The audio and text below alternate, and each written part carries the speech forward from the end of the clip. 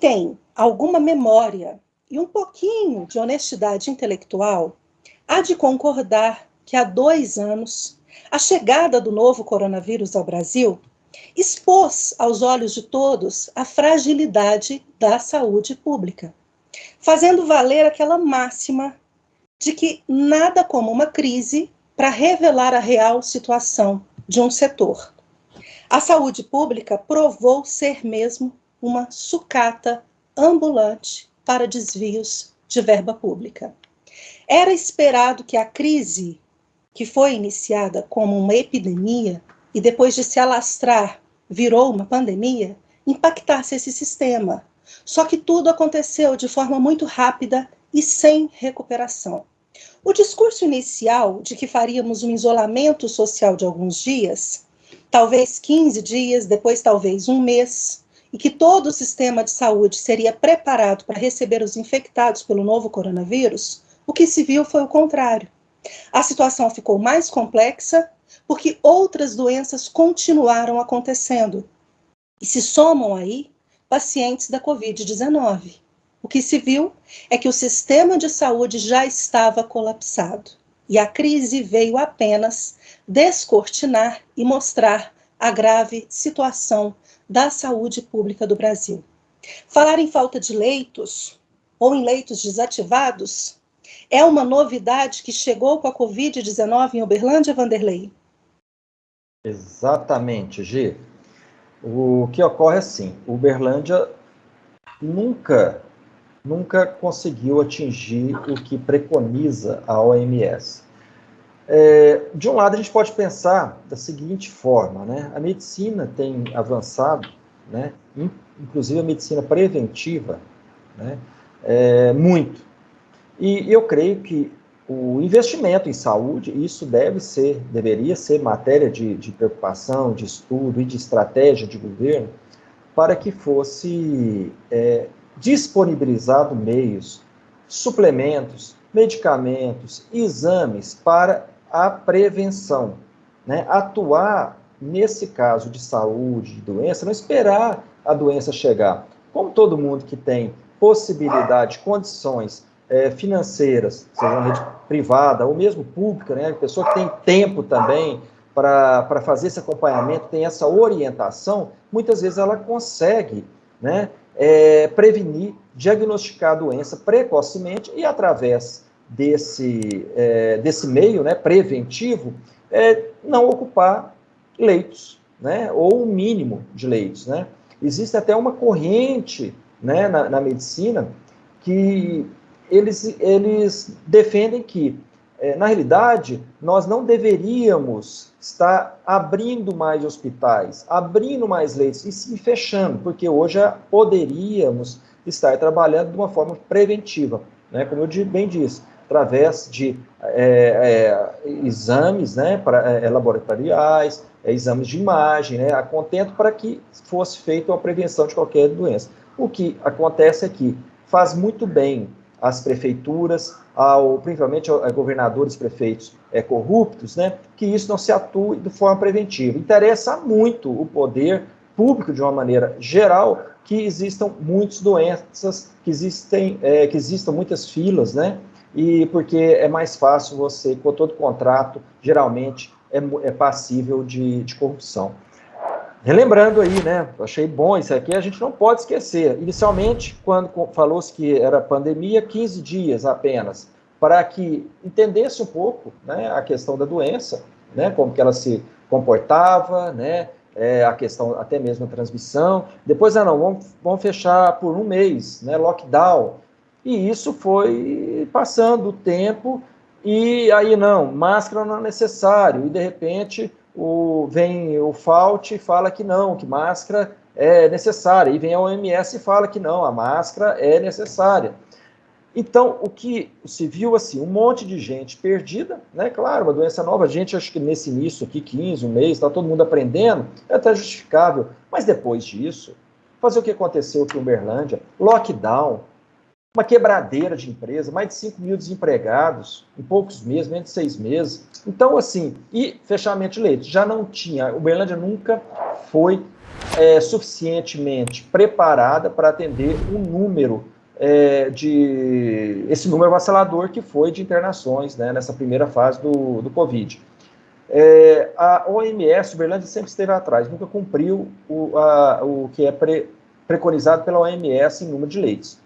Até eu te peço, vocês estão vendo aí na tela, a Gi vai poder apresentar para vocês, porque o povo parece que se esquece. O número de leitos, esse problema de leitos, falta de leitos em Uberlândia é recorrente e há muitos anos atrás, basta fazer uma pesquisa no Google. Eu fiz essa pesquisa, vocês podem fazer e vocês estão vendo aí essa quantidade, essa deficiência que nós sempre tivemos. Agora, com a pandemia, interessando aos prefeitos tiranetes, eles se justificam para fechar a cidade, para evitar aglomeração e tal, tudo porque o vírus é aquela questão, né? Ninguém sabe como transmite, mas as soluções que eles partem para cima da população é sempre através de lockdown e distanciamento social e várias álcool em gel e tudo mais, né? Então, é bom que o povo se lembre que leitos sempre fizeram falta em Uberlândia. Fila de espera de até 4 meses por consultas com especialistas. Fila de espera de até 6 meses por exame médico. Isso aqui em Araxá sempre foi muito comum. Não chegou com a pandemia da Covid-19. E mais, por aqui nunca foi corriqueiro, sempre foi corriqueiro também a suspensão de cirurgias eletivas na Santa Casa de Misericórdia e no Hospital Casa do Caminho. Não é isso, Amara? É isso, Gi. Assim, em primeiro lugar, né, sempre houve falta, né, de leito de UTI, né, e sempre houve fila para leitos de UTI, né, isso que fique bem claro. Isso não é novidade para ninguém, né, longe de mim menosprezar a pandemia, né, e o risco que ela representa aí para o sistema de saúde. Né, com a Ômicron, né, a taxa de internação é baixa, né, mas a influenza, ela é uma gripe forte, né, que causa internação, e sem falar das outras doenças que temos aí, né. Então, a gente precisa, né, que o sistema de saúde esteja funcionando perfeitamente, né, precisa estar redondo esse sistema de saúde. Mas nunca estiveram, né, gente? E vão estar agora? Por quê? Né? O lockdown, ele não serviu para nada, né? Sabe para quê que o lockdown serviu, na minha opinião? A única coisa que ele serviu foi para gerar pobreza, né? Que gera a desnutrição e que gera doenças. Então, para isso que esse lockdown serviu para mim. Mas o pior disso tudo é essa mídia que está aí, né? Que insiste em espalhar o terror, né? O medo entre as pessoas, né? E o pânico. Hoje mesmo eu li, né, no Instagram aqui uma matéria de um jornal aqui de Araxá mesmo, assim, que eu fiquei chocada assim, com o que eles falaram lá. A questão é, como que era a situação antes da pandemia, né?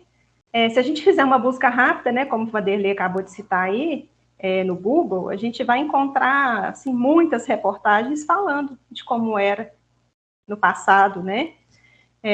Ou seja, faltar leito nos hospitais, isso não é um problema novo, né? Isso aí já é antigo. Médicos e enfermeiros também, no país inteiro, relatam a tragédia que é trabalhar no sistema de saúde, né? Sempre houve descaso, falta de planejamento, irresponsabilidade. Sempre houve isso. Não? Então, assim, ficam enxugando gelo os médicos, correndo atrás, tendo que improvisar o tempo todo, né, para tentar salvar a vida das pessoas aí, né? Então, os brasileiros sempre morreram por falta do básico em hospitais, né? Falta um dreno, falta um fio de sutura, por falta de atendimento, né? Ficam lá horas em filas, né? Nos hospitais. falta até sangue para transfusão, né, nas pessoas. Então, assim, é muito sofrimento causado pela negligência dos nossos governantes aí. Os médicos, às vezes eles enfrentam, assim, quilômetros dentro de uma ambulância, atrás de um leito de UTI, para tentar salvar os seus pacientes aí, né? Isso, às vezes, até com salários baixos, ou até com salário atrasado. Então, assim, trabalhar nessa área não é fácil também.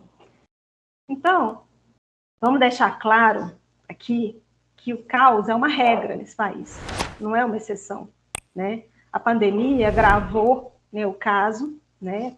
Mas ela não é a única causa desse caos no SUS.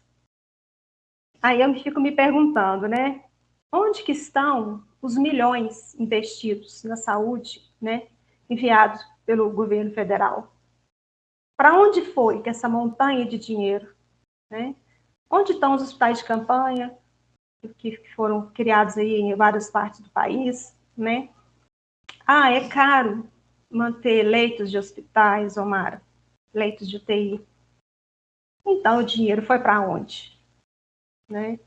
Enfim, em Araxá, as pessoas esperam, assim, meses para conseguir uma consulta, para conseguir um exame, né? Se uma pessoa precisar com urgência de uma cirurgia, ela precisa ser transferida daqui, ir para outro lugar, ou morre, né? Quantas campanhas, né, Gi, a gente já viu aqui em Araxá de arrecadação de dinheiro para a pessoa fazer um exame, para fazer uma consulta, para fazer uma cirurgia? Direto aqui nessa cidade tem isso. Então, a gente vive ajudando pessoas, né? Então, e olha que sai prefeito, entra prefeito e continua a mesma coisa, não muda. Isso é no país inteiro, né? Chega a ser vergonhoso, né? Você vê políticos roubando um dinheiro que eles nem vão gastar. E o povo passando todas as necessidades que a gente pode imaginar.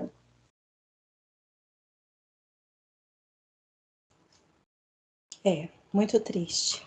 E aí, em Uberaba, Ellen, o sistema de saúde colapsou, foi pela Covid-19 ou ele já era colapsado?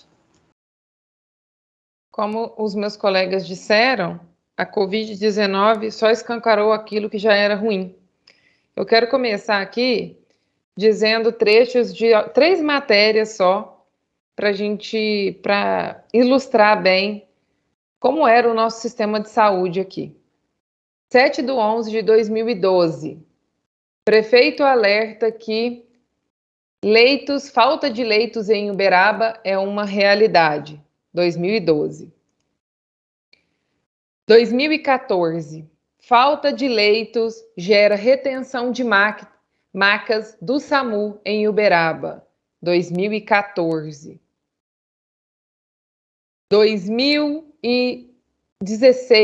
2017, audiência mostra que Uberaba poderia ter mais 166 leitos, pelo menos. Audiência pública da Câmara Municipal. O que eu quero dizer com isso? Uberaba, ele é uma cidade, assim como Uberlândia, que ela é macro-região. No Triângulo Sul, Uberlândia ela é macro-região do Triângulo Norte. Nós aqui recebemos cerca de 33 municípios da região. Sempre foi um caos para receber pacientes, tanto do nosso município quanto dos municípios vizinhos. A Covid-19, ela só escancarou o que já era precário, o que já era ruim. Um sistema de saúde ineficaz.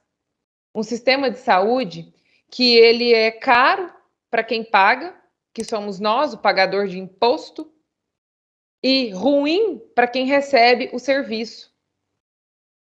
Porque ano após ano, nós pagamos muito dinheiro para ter uma prestação de serviço ruim.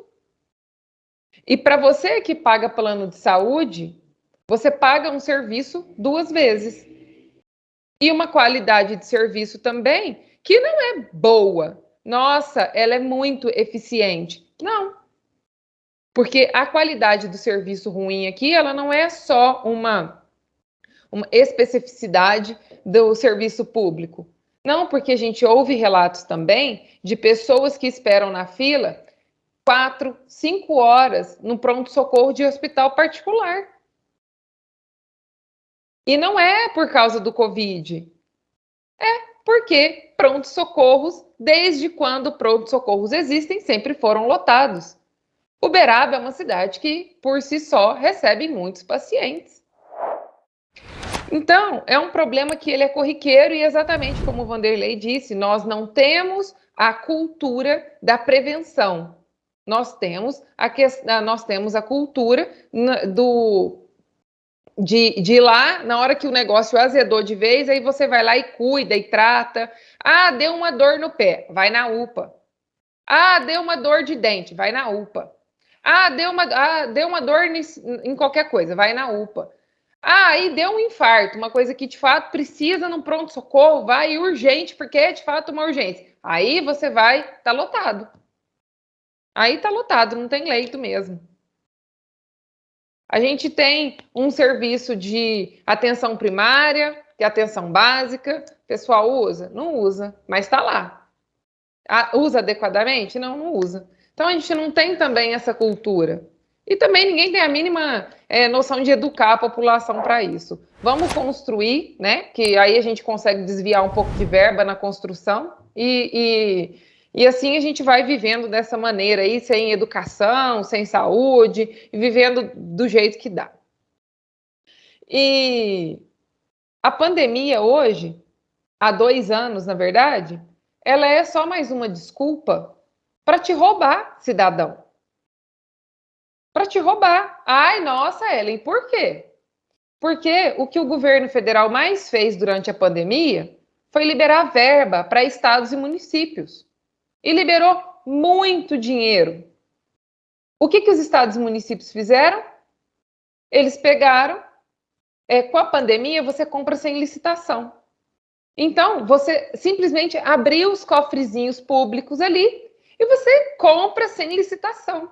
E na compra sem licitação tem superfaturamento. Conclusão, roubo atrás de roubo. Então, querido, superfaturamento, roubo, e nunca foi pela sua saúde, mas sempre foi para se manter no poder e continuar roubando, tá? Agora, assim, eu estou achando interessante vocês trazerem essa questão da prevenção, né? Porque, assim, ainda mais hoje em dia, que a gente tem uma medicina super avançada, aí, né, tanto nessa área de nutrição, quanto na área, como se fosse, assim, uma preparação do corpo, né, gente? Como se o corpo fosse ali receber, como se o corpo fosse uma terra, né, para receber uma planta, né? A gente tem hoje, com o avanço da medicina, uma situação assim, que é possível de você, com um trabalho sério, ser acompanhado ao longo ali, se houvesse uma medicina preventiva, né? Ser acompanhado de forma assim, que soubesse direitinho, né? Ah, você tem índice de açúcar tanto, então para você não desenvolver uma diabetes, como é que nós vamos ter que fazer? Ah, você tem falta de nutriente tal, ou falta de, como é que chama, uma vitamina tal, para você não desenvolver tal e tal problema que desencadeia com a falta disso, o que a gente vai ter que fazer? Se fosse investido na medicina preventiva, né, eu achei super interessante vocês trazerem isso, né, Vanderlei? Sim, Gi. E tem outra questão aqui, que é, com a reforma trabalhista, talvez a gente consiga reduzir e muito essa questão do pronto atendimento. Por que eu digo isso? Porque Uberlândia, vocês sabem que tem uma concentração muito grande de call centers, né? E eu já vi isso acontecer, e eu tenho também testemunho de médicos que trabalham, que o cara vai lá, por exemplo, no domingo, entendeu? Pega um atestado médico 2, 3 dias só para ele trabalhar, entendeu? Isso acontece. Eu já vi, um dia eu fui levar minha esposa numa unidade de saúde, o cara De repente eu vejo o cara sai da consulta, estava com um papelzinho na mão, eu vou lá, tá, chamou a esposa dele, tal, foi embora. Aí, rapidinho, eu chego perto lá, a enfermeira, uma pessoa lá que faz aplicação de soro e tudo mais, que faz a medicação da enfermaria, chamou o fulano de tal e tal. Ninguém dava conta do cara, o cara tinha ido embora, né? Eu imagino que deve ter sido justamente esse cara que eu vi. Aí o que aconteceu? Ela falou, nossa, preparei aqui já soro, preparei não sei o que, tal, para aplicar, o cara foi embora. Aí eu até sugeri, né? Falei assim, olha, eu acho que o médico, até depois eu entrei, né? Falei com o médico, falei assim, olha, eu acho que seria de bom tom aqui fazer o seguinte, o cara, você veio, o médico receitou isso para o paciente. Ele só sai daqui depois que tomar a espetada lá, tomou o soro lá, ou seja lá o que for, o medicamento, aí vocês liberam o cara, principalmente esse caso, que o cara chega lá, passa uma prescrição, o cara tem que tomar soro, tem que tomar, às vezes, um Plasil, sei lá o que na veia, uma dipirona. Então é o seguinte, ele só sai depois, com o atestado médico, só é entregue a ele depois disso, porque isso ocorre tanto na rede pública quanto privada. Só isso. Mas alguém quer acrescentar mais alguma coisa ou a gente pode avançar? Não, só dizer que, por exemplo, aqui em Uberaba nós tivemos, durante algum tempo, há muitos anos atrás, muito fortemente falado do programa Saúde na Família. E é um programa que chegou a funcionar muito tempo nos bairros aqui, foi implementado. E se ele tivesse sido levado à prática, ele seria um programa excelente para você trabalhar com a prevenção. E eu sempre tenho a dizer que o custo do cuidado, ele é sempre mais barato que o custo do reparo. Porque se você trabalha com essas famílias na base, se você cuida com saúde, no caso da diabetes, hipertensão, colesterol, e você trabalha com isso ali na base, você evita muitas famílias ali de passar por maus súbitos, de passar por qualquer outra coisa, porque você está cuidando, não é só de uma pessoa, você está cuidando da família, você está dando educação para essa pessoa, né? E para fazer um contraponto mesmo. E para você ver que a construção, e que como não é interessante investir em educação, mas é muito mais interessante investir em hospitais, aqui em Uberaba nós tivemos a construção do hospital regional, para suprir essa questão de leitos de Uberaba e região. A ideia do hospital regional ela começou para nós aqui em 2009. É um hospital que, graças a Deus aí, vem nos ajudando muito nessa questão do Covid, pela a dimensão que esse hospital é. Mas até ele ser construído, ele virou realmente um elefante branco aqui, pelo alto custo dele.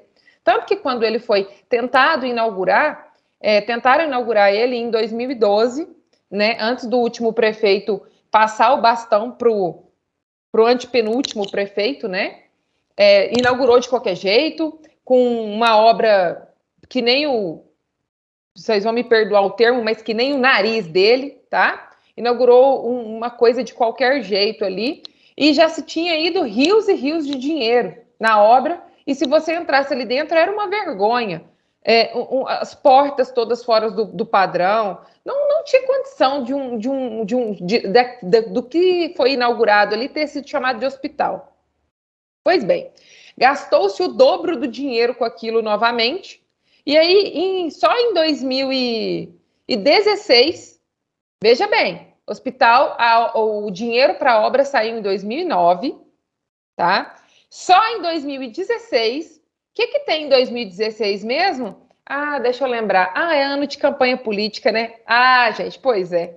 Mas só em 2016 conseguiram inaugurar um hospital, porque era ano de campanha política, e veja bem o que eu estou dizendo. Um hospital que tem capacidade de leitos de enfermaria, 200 leitos e cerca de 60 leitos de UTI, acho que é isso, 60 leitos de UTI, salvo engano. Inaugurou com 20 leitos de enfermaria e 5 leitos de UTI. Sabe por quê? Porque era muito alto o custo dele. Conclusão, o governador do estado disse, não tenho dinheiro para bancar a estrutura deste hospital. Conclusão, só mandaram dinheiro para que este hospital conseguisse atender e ficar da forma que está hoje por conta do dinheiro do Covid, por conta do dinheiro da pandemia. Então, vocês também querem acreditar nessa historinha que todo mundo que morreu nesses últimos 2 anos, que estava na declaração de óbito dele, foi Covid. Será que foi Covid mesmo? Ou será que é porque era importante que constasse como Covid ali também, exatamente para manter a estrutura do elefante branco de pé? Aliás, desculpa, gente, do hospital de pé. São perguntas que nós precisamos aprender a nos questionar, tá? Porque o dinheiro disso sai do seu bolso, viu, pagador de imposto? É isso. Obrigada. Não é fácil.